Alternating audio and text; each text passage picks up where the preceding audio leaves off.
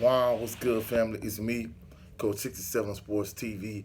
Shout out to the phenomenal and awesome LDBC, Lions Den Boxing community. Before we go any further in the video, like the video, share the video, comment in the comment section, and subscribe to the channel. Click the notification bell so you can be alerted anytime I post any new videos. So this particular video is about Errol Spence Jr. and Keep One Time Thurman.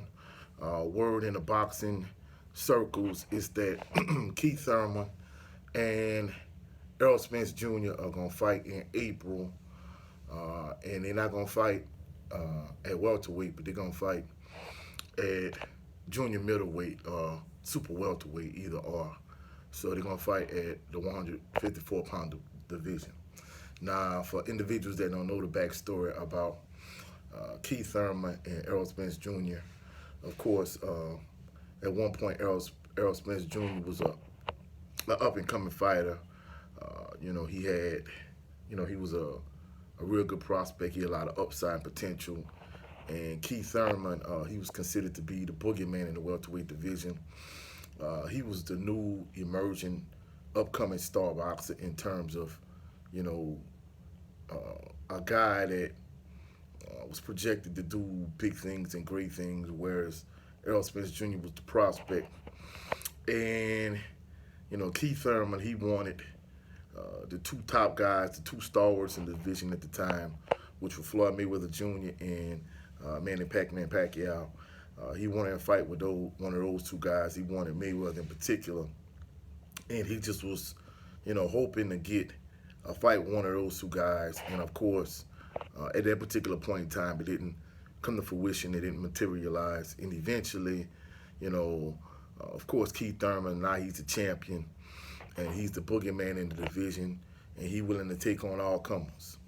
However, at this particular point in time, every time Errol Spence Jr. name would come up, he would be just dismissive of him. And essentially, he said, hey, you're not a champion yet. You got to get a belt. You're going to get a belt, and then I'll fight you.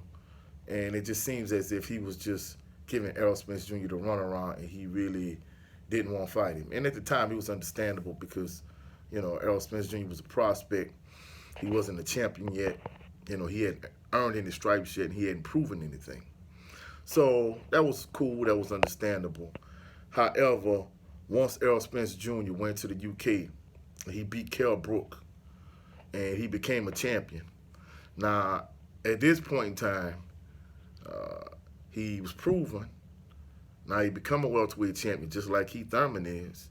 However, Keith Thurman, he still really didn't want no smoke. He really just was evasive, and he just, for whatever reason, he just had like this nervous energy. Because at one point he was the boogeyman in the division. He was saying once he became a champion, he wasn't gonna be like, the old guard, all of these guys like Mayweather that became champions, and they pretty much cherry-picked their opponents. They really wasn't giving the fans the best fights they wanted to see. And, Floyd Mayweather Jr. in particular, in the early stage of his career when he was Pretty Boy Floyd, he was fighting all the best competition. However, in the later years of his career, the Money Mayweather phase of his career, basically he wasn't trying to fight the best competition. He just was trying to fight the fights where he would make the most money. And essentially, Keith Thurman, he kind of vowed to a certain degree that he wouldn't become that guy. When he got on, he became a champion. He was going to take on all comers. He was the boogeyman, and he wanted to smoke with everybody. He wanted to welcome Danny Garcia to the welterweight division. So it seemed like, he wasn't going to turn into one of those guys. However, once he got in that position, he turned into one of those guys. He avoided Errol Spence Jr. He ducked him. And eventually got to the point where, Errol Spence Jr., he got frustrated with the situation. And essentially he said he would never fight Keith Thurman. All right. Now, the fight that I really was anticipating and was hoping that we got was Errol Spence Jr. against Terrence Bud Crawford for the undisputed welterweight championship. Of course, Errol Spence Jr., he's a unified champion. He has 3 belts in the welterweight division. The only other belt he doesn't have is the WBO belt, which Terrence Bud Crawford has, and we was potentially looking at an undisputed fight for November the 19th. However, they spent several months negotiating that particular fight. However, that fight didn't come to fruition. Instead of Terrence Bud Crawford fighting Errol Spence Jr., he fought David Avanesyan on BLK Prime. And, it was disappointing. However, Terrence Crawford, he just went a different direction. And Errol Spence Jr., his motto is he doesn't believe in taking tune-up fights. So he's not going to take a light touch. He's not going to fight a guy like David Avanesyan that he could just going to walk through and just beat. But since he's a unified champion, he holds the WBA champion, WBC, IBF. He holds those 3 belts, and he has mandatories for all of those belts in different sanctioning bodies. And as a result, finally he's going to fight Keith Thurman. And, it's a pretty good fight. However, I don't blame Errol Spence Jr. for feeling the way he felt about Keith Thurman because, if you did something to me, hey, I reserve the right to give you the same energy you gave me. So when Keith Thurman was in a position to fight Errol Spence Jr., for a unification fight, he didn't fight him. He ducked him for years, and then eventually Keith Thurman, he had injury issues. Now, at one point, he had an injured shoulder, injured hand, whatever he had, and there's footage of him sparring in the streets of Nepal, while he was injured. So, it just seemed like the whole Keith Thurman saga, it was always something going on, some type of drama. He was, always evasive and seemed like he just had like this nervous energy, like he really didn't want any smoke with Errol Spence Jr. But yet when he was up and coming and he was in EJ's position, he was the boogeyman and nobody wanted to fight him, and he vowed that once he would get in that position, he wouldn't do that. And when he got in that position, he became the same guy that he was critical of when he was emerging. So, I don't blame Errol Spence Jr. for, not wanting to fight him. He said he would never fight him. However, he's in a position now where he really doesn't have a lot of options on the table. And of course, both fighters are PBC fighters. And in all actuality, PBC, I don't think they really wanted Errol Spence Jr. to fight Terrence Bud Crawford. They wanted the Keith Thurman fight because both fighters are PBC fighters. It's an in-house fight. It's easy to make.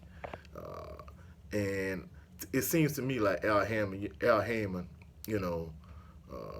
that's over PBC, seemed like he just has a certain liking to Keith Thurman. So pretty much at this point, I guess all parties are really getting what they want.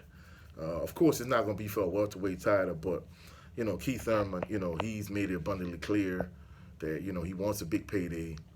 And, of course, I'm sure Errol Spence Jr. wants that too. And in the position that both fighters are in, the only way they're going to get that payday, the big payday, is to fight each other. So, it should be an interesting fight. This is going to be a good fight. Of course, I'm not knocking the fight. However, I'd much rather the undisputed fight for undisputed welterweight title between Spence and Crawford. However, this is a good consolation prize. Ordinarily, a lot of other fights that we've been getting lately, I'm not a huge proponent or fan. A lot of fights that we've been getting the last several months. However, this should be a pretty interesting fight. Keith Thurman, when he was younger in his career, he got the moniker and nickname one time because, he had a lot of power. However, he's not that guy anymore. He moves a lot at this stage in his career in terms of, him doing a lot of outboxing. And, of course, Errol Spence Jr., he just, he's technically sound, but, he's more of an aggressive fighter. And Errol Spence Jr., he's aggressive in terms of going to the body, and that's Keith Thurman's biggest weakness as a fighter is he doesn't take body shots well. And, the last couple fights seem like he just, if you know him, that's one of his major flaws. is he don't take body shots well. So I'm almost certain EJ is going to, make a conscious effort to go to the body. I'm almost certain Keith Thurman is going to be leery and cautious of that. In addition to that, he probably going to outbox. But more than anything at this point, it's speculation because it's nothing concrete, it's nothing set in stone. PBC didn't put anything out, but more than anything, it's just rumor, it's speculation. So we'll see if this fight comes to fruition. Maybe it does, maybe it doesn't. But if it does, it's a pretty good fight. I mean, it's not undisputed in the welterweight division.